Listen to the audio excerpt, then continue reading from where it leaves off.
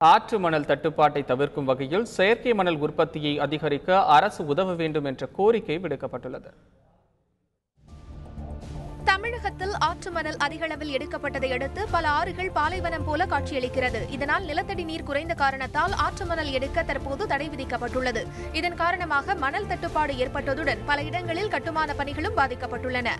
இந்நிலையில் எம்சாண்ட் எனப்படும் செயற்கை மணலை பயன்படுத்த வேண்டும் என முதலமைச்சர் எடப்பாடி பழனிசாமி வேண்டுகோள் விடுத்துள்ளார்.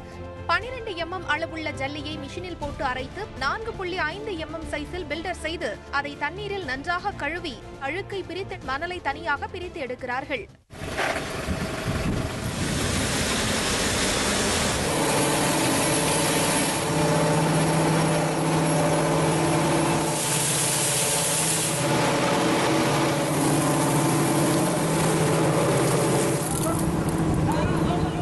ஜல்லிக்கற்களை அரைத்து அதில் இருந்து வரும் மணல்தான் செயற்கை மணல் என்றும் இது கட்டுமான பணிக்கு உகந்தது என்றும் கூறுகிறார் செயற்கை மணல் உற்பத்தியாளர் திரவியராஜ். எம்சாண்ட் மணலை விட நல்ல தரமானது.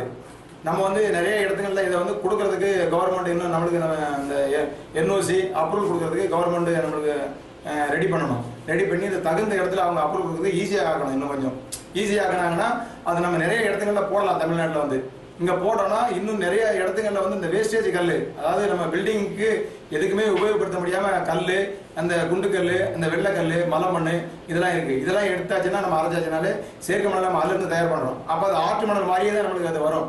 குறைவான விலையில் கிடைக்கக்கூடிய இந்த மணலை பொதுமக்களின் பயன்பாட்டிற்கு கொண்டு வரும் வகையில் உரிய அனுமதி வழங்க வேண்டும் என்ற கோரிக்கையும் எழுந்துள்ளது. ஆறுகளை காக்க வேண்டும் என்றால் செயற்கை மணல் மட்டுமே தீர்வு என்றும் கூறப்படுகிறது. கேரளாவை நீங்க பாத்தீங்கன்னா கேரளாவில் எல்லா இடத்துலையும் நல்ல செழிப்பா இருக்குது ஆறுகள் தான். அங்க மணலை எடுக்கிறதே கிடையாது. எல்லாமே மேனுஃபேக்சர் சாண்டை மட்டும்தான் உபயோகப்படுத்துறாங்க.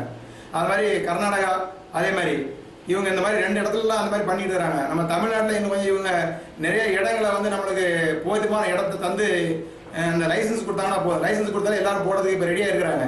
செயற்கை மணல் உற்பத்தியாளர்களுக்கான நிபந்தனைகளை தளர்த்தி அவர்களுக்கு தேவையான உதவிகளை அரசு செய்து கொடுத்தால் தமிழகத்திற்கு தேவையான சேவையை முழுமையாக வழங்க முடியும் என உற்பத்தியாளர்கள் தெரிவித்துள்ளனர்.